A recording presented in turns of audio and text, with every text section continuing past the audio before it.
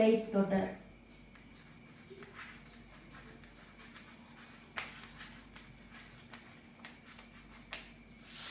தொடர் அப்படின்னா என்னன்னு சொல்லிட்டு தெரியும். கீழ் வகுப்புகள்ல நீங்க படிச்சிருப்பீங்க. ஒன்றிற்கு மேற்பட்ட சொற்கள், அதாவது 2 அல்லது அதற்கு மேற்பட்ட சொற்கள் தொடர்வது தொடர் எனப்படும். ஒரு சொற்கள் பொருள் தரக்கூடிய வகையில் முடிவு பெறுவது முற்றுத்தொடர் எனப்படும். பொருள் சரியாக அமையாமல் இருப்பது தொடர் முடிவு பெறாமல் வரக்கூடிய தொடர் எனப்படும். இந்த தொடர்களில் உருபுகள் வெளிப்பட்டு வருவதற்கு பெயர் தொகாநிலை தொடர் எனப்படும். என்னென்ன உருபுகள்? வேற்றுமை உருபுகள், இடைச்சொற்கள், பண்புருபுகள், இவைகள் எல்லாம் வெளிப்பட்டு வருவது, வினா எழுத்துக்கள், சுட்டெழுத்துக்கள், இதெல்லாம் வெளிப்பட்டு வருவது தொகாநிலை தொடர் எனப்படும். இந்த தொகாநிலை தொடர் 9 வகைப்படும். அவை எழுவாய் தொடர்,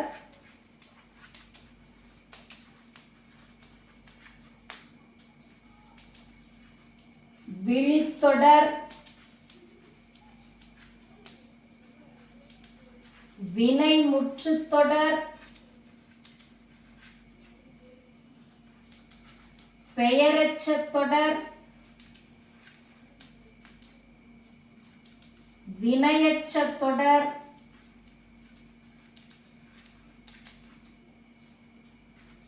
வேற்றுமை தொடர், இடைச்சொல் தொடர்,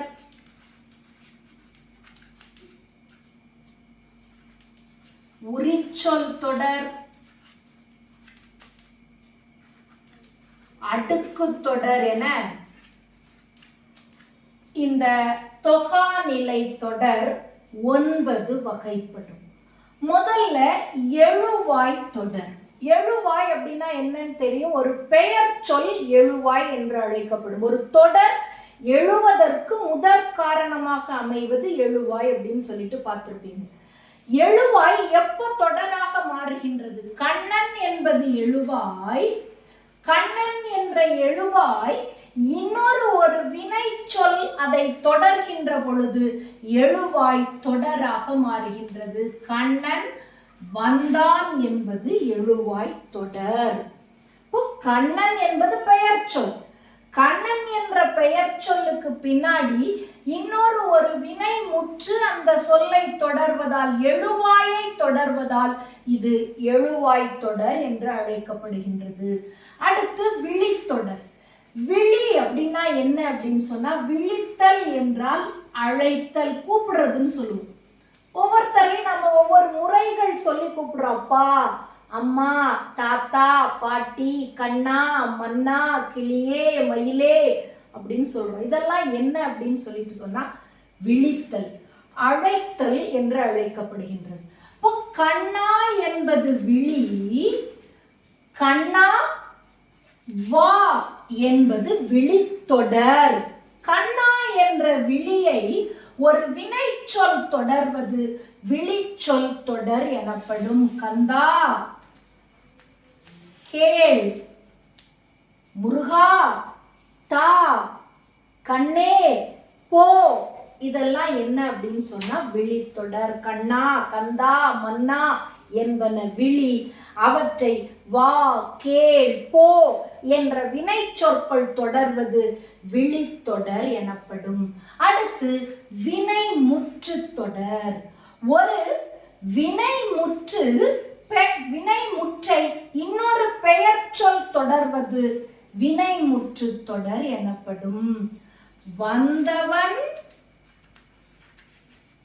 கண்ணன் அல்லது வந்தான் கண்ணன் என்பது வினை முற்று தொடர் எனப்படும். வந்தான் கண்ணன். ஒண்ணுமே இல்லை. எழுவாய் தொடருக்கும் வினைமுற்று தொடருக்கும் இது அப்படியே மாத்தி போட்டோம் அப்படின்னு சொன்னா, எழுவாய் தொடரை மாத்தி போட்டா வினைமுற்று தொடர், வினைமுற்று தொடரை மாத்தி போட்டோம் அப்படின்னு சொல்லிட்டு சொன்னா எழுவாய் தொடர். ஒரு வினைமுற்றை எழுவாய் தொடர்வது வினைமுற்று தொடர் எனப்படும். அடுத்து பெயர் எச்ச தொடர். எச்சம் அப்படின்னா நம்ம எல்லாருக்குமே என்ன அப்படின்னு சொல்லிட்டு தெரியும். தெரியல அப்படின்னு சொன்னா கூட நீங்க கீழ் வகுப்புகள்ல படிச்சிருப்பீங்க. எச்சம் அப்படின்னா என்ன அப்படின்னு சொன்னா ஒரு வினைச்சொல் விகுதி குறைந்து வருவது எச்சம் எனப்படும். இப்ப நான் ஒரு எக்ஸாம்பிள் இங்க போடுறேன். வந்தான் என்பது வினைச்சொல். இந்த வந்தான் என்ற வினைச்சொல் வந்த என்று ஆண் என்ற ஆண்பாலுக்குரிய விகுதி குறைந்து வந்திருப்பது எச்சம் எனப்படும். இப்ப இங்க இந்த எச்சத்தை பெயர் சொல் தொடர்வது பெயரெச்சம் எனப்படும். வந்த வந்த மாணவன், ஆடிய மயில், பாடிய குயில், படித்த நூல், கேட்ட பாடல், இவைகள் எல்லாம் என்ன அப்படின்னு சொல்லிட்டு சொன்னா பெயரெச்ச தொடர். வந்த என்ற எச்சத்தை மாணவன் என்ற பெயர் சொல் தொடர்வதால் இது பெயரெச்ச தொடர் என்று அழைக்கப்படுகின்றது. அடுத்து வினையெச்ச தொடர். இதே மாதிரிதான் வந்த என்பது பெயரெச்சம் என வந்த என்பதை தொடர்ந்து மாணவன் என்பது தொடரும். வந்து என்பது வினையெச்சம், ஊ ஆ கொண்டு முடிவது பெயரெச்சம், ஊ ஈ கொண்டு முடிவது வினையெச்சம். வந்து சென்றான். வந்து என்ற எச்சத்தை எச்சத்தை ஒரு வினை சொல் தொடர்வது வந்து சென்றான். கண்டு கழித்தான், ஆடி முடித்தான், பாடி முடித்தான் என்று ஒரு எச்சத்தை வினை சொல் தொடர்வது வினையெச்ச தொடர் என்று அழைக்கப்படுகின்றது. அடுத்து வேற்றுமை தொடர். வேற்றுமை தொடர்னா என்ன அப்படின்னா வேற்றுமை உருபுகள் வெளிப்பட்டு வருவது வேற்றுமை தொடர் எனப்படும். வேற்றுமை 8 வகைப்படும் அப்படின்னு சொல்லிட்டு தெரியும்.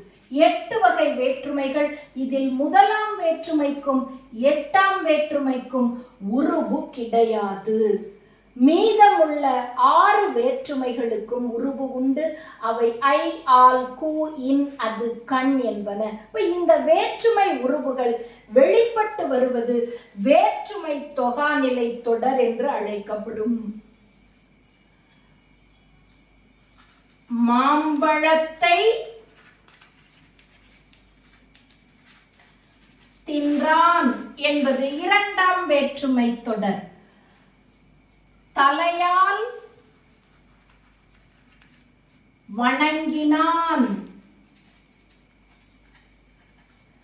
என்பது 3ஆம் வேற்றுமை தொடர். குகைக்கண் புலி என்பது கண் என்பது எத்தனாம் வேற்றுமை உருபு? 7ஆம் வேற்றுமை தொகை. இப்படி ஒரு வேற்றுமை உருவானது வெளிப்பட்டு வருவது வேற்றுமை தொகை, வேற்றுமை தொடர் என்று அழைக்கப்படுகின்றது. அடுத்து இடைச்சொல் தொடர். இடை சொல்லுக்கு முன்னோ அல்லது பின்னோ வரக்கூடிய சொல் இடைச்சொல். இடைச்சொற்கள் வருவது இடைச்சொல் தொடர் அப்படின்னு சொல்றோம். இப்போ ஒன்று என்பது ஒரு சொல். இந்த சொல்லுக்கு முன்னாடி மற்று என்று வந்திருப்பது மற்று என்பது இடைச்சொல். மற்று ஒன்று என்பது இடைச்சொல் தொடர். அடுத்து உரிச்சொல். உரிச்சொல் அப்படின்னா என்ன அப்படின்னா பெயர் வினை சொற்களினுடைய பண்பை உணர்த்துவதற்காக வரக்கூடியது உரிச்சொற்கள். இந்த உரிச்சொற்கள் என்னெல்லாம் தெரியும்? சால, உரு, தவ, நனி, களி, கூர், மா, இது எல்லாமே என்ன அப்படின்னு சொன்னா உரிச்சொற்கள். இப்போ மா என்பது உரிச்சொல். இது எப்ப தொடராக மாறுகின்றது அப்படின்னா இதை தொடர்ந்து ஒரு பெயர் சொல்லோ அது ஒரு வினை சொல்லோ வருகின்ற பொழுது இது உரிச்சொல் தொடராக மாறுகின்றது. மா நகர், சால பேசினான் என்று ஒரு உரிச்சொல்லை இன்னொரு ஒரு வினை சொல்லோ பெயர் சொல்லோ தொடர்வது உரிச்சொல் தொடர் என்று அழைக்கப்படுகின்றது. அடுத்து அடுக்கு தொடர். ஒரு சொல் 2-3 முறைகளுக்கு மேல் அடுக்கி வருவது அடுக்கு தொடர் எனப்படும். அடுக்கு தொடர் பிரித்தால் பொருள் தரும். வருக வருக வருக, வாழ்க வாழ்க வாழ்க, வா வா வா, வெல்க வெல்க வெல்க, செல்க செல்க செல்க, போ போ போ என்பன எல்லாமே அடுக்கு தொடர்கள். இது பிரித்தால் பொருள் தரும். வருக என்ற சொல்லே ஒரு சொல்லாக நின்றே இது பொருளை தரும். அடுத்து வேண்டிய, கூடிய, தக்க, வல்ல, இதெல்லாம் என்ன அப்படின்னு சொன்னா கூட்டு நிலை பெயரெச்சங்கள்ல வரக்கூடியது. ஒன்றிற்கு மேற்பட்ட எச்சங்கள் தொடர்ந்து வருவது கூட்டு நிலை பெயரெச்சம் என்று அழைக்கப்படுகின்றது. கேட்க வேண்டிய பாடல்,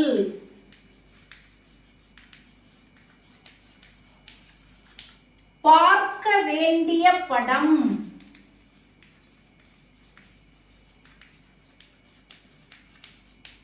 கேட்கத்தக்க பாடல், கேட்கக்கூடிய வார்த்தை, சொல்லத்தக்க வார்த்தை, இவைகள் எல்லாம் என்ன அப்படின்னு சொன்னா கூட்டு நிலை பெயரெச்சங்கள் என்று அழைக்கப்படுகின்றன. இவ்வளவுதான் தொகாநிலை தொடர்கள்.